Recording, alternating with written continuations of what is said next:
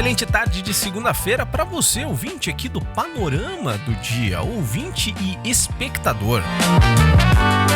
Hoje é segunda-feira, 2 de março de 2026. Está começando o Panorama do Dia. As principais notícias dessa segunda-feira você acompanha aqui. Mas antes, deixa eu me apresentar. Bom, eu sou Éder Dias, tenho 31 anos, sou locutor, já aqui na cidade de Londrina, e sou um estudante de jornalismo, estou no 3º ano de jornalismo. Aqui na cidade de Londrina eu já trabalhei na Rádio Mix FM como apresentador de jornal e também na Rádio Clube FM Londrina, também apresentando o Jornal da Clube, segunda edição. Sexta-feira foi meu último dia no veículo rádio. O rádio sai da gente, mas a gente não sai do rádio. Já tem essa frase, essa máxima, que todo bichinho que foi picado pelo, toda gente que foi picado pelo bichinho da rádio sabe como é que funciona. Então, como eu não queria parar com a comunicação, afinal eu sou apenas um estudante de jornalismo e quero sim levar informação, eu resolvi criar esse produto, esse projeto que é o Panorama do Dia. Para levar informação de maneira rápida, de maneira sucinta para você que acompanha no YouTube e em breve também no Spotify e nas outras plataformas de áudio.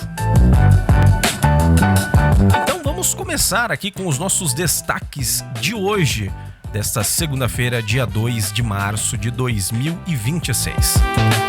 Inverno histórico no hemisfério norte levanta dúvidas sobre frio no Brasil em 2026. Mas os modelos indicam tendência de calor acima da média. Estados Unidos usaram IA Cloud em operação contra o Irã, mesmo após proibição do governo Donald Trump. A guerra no Oriente Médio deve provocar alta de combustíveis e alimentos no Brasil nas próximas semanas. Então se segura aí, aperta o cinto, porque nós vamos começar agora já falando do inverno de 2026 no hemisfério norte, que foi marcado por extremos de frio e neve em várias regiões, Estados Unidos, Canadá, Europa e Ásia. Cidades ali como Boston, Chicago e Nova York enfrentaram mais de 200 horas consecutivas com temperaturas abaixo de zero, além das sucessivas tempestades de neve. Na Europa, janeiro foi o mais frio desde 2010.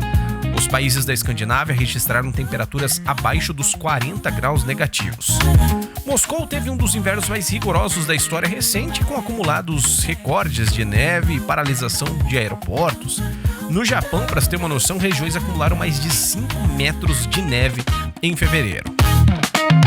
Segundo os meteorologistas, o principal fator por trás desses extremos foi a instabilidade do vórtice polar, que permitiu o avanço de ar ártico para as latitudes mais baixas, combinando com ondulações intensas na corrente de jato. A dúvida é se esse padrão pode indicar um inverno igualmente rigoroso no Brasil. Mas os especialistas alertam que o clima ele não é linear. E apesar de existirem esses precedentes históricos de anos em que extremos no hemisfério norte foram seguidos por frio intenso, principalmente na região sul do Brasil, esses modelos climáticos atuais apontam outro cenário. Há uma tendência de instalação de um El Niño ao longo de 2026, o que aumenta a probabilidade de temperaturas acima da média no centro-sul do país durante o inverno. Bom, isso não elimina a possibilidade de episódios pontuais de frio forte com geadas, até também a ocorrência isolada de neve. Mas, no momento, a projeção predominante é de uma estação menos rigorosa do que a registrada no hemisfério norte. Bom, seguimos aqui agora para falar do conflito entre Irã e os Estados Unidos, ou Estados Unidos e Irã, como queira falar. Os Estados Unidos usaram inteligência artificial cloud em operação contra o Irã mesmo após a proibição do governo Donald Trump.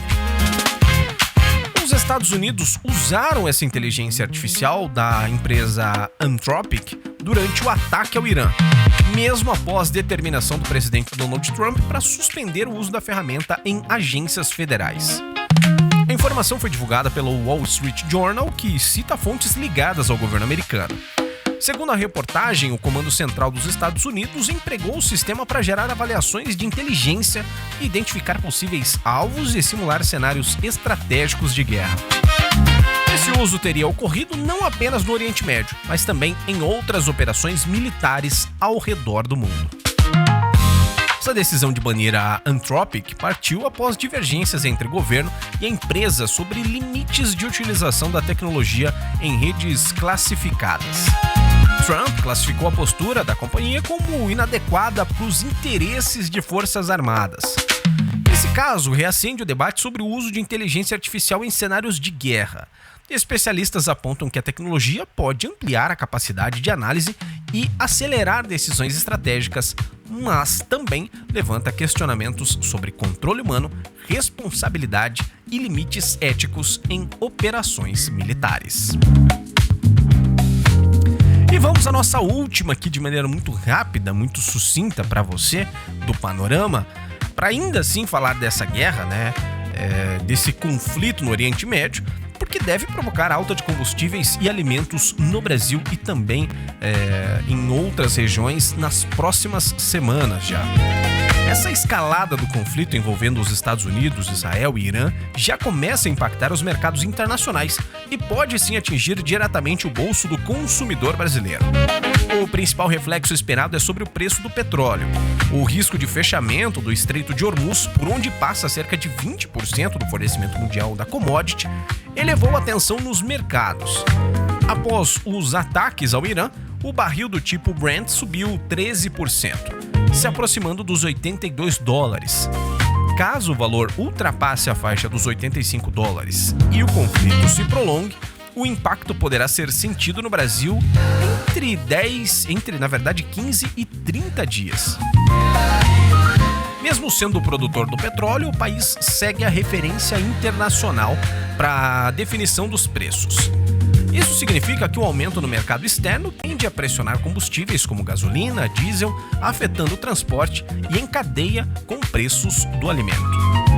A Petrobras pode se beneficiar no curto prazo com a valorização do barril, mas o cenário preocupa autoridades econômicas pelo potencial efeito sobre a inflação, especialmente num período pré-eleitoral.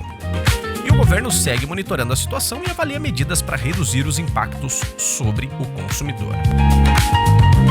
Bom, essas foram as principais informações desta segunda-feira. Eu sou Éder Dias e eu volto na próxima edição com mais um Panorama do Dia. Um abraço e já se inscreve aqui no canal para você não perder nada, tá?